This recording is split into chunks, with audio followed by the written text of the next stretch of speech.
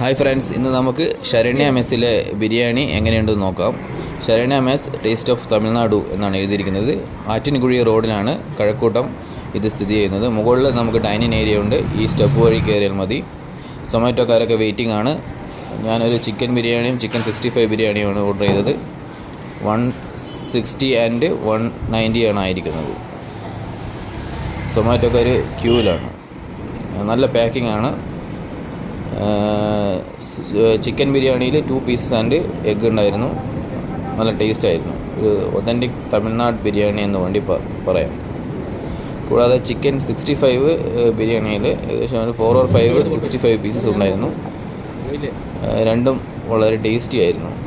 ഒരു വെറൈറ്റി ബിരിയാണിയാണ്. നമ്മൾ സാധാരണ ബിരിയാണി പോലെയല്ല, ഒരു തമിഴ്നാട് സ്റ്റൈൽ തന്നെയാണ്. കൂടാതെ ഇതിൻ്റെ കൂടെ നമുക്ക് സാലഡ്സും കൂടാതെ ഒരു കറിയും ലഭിക്കും.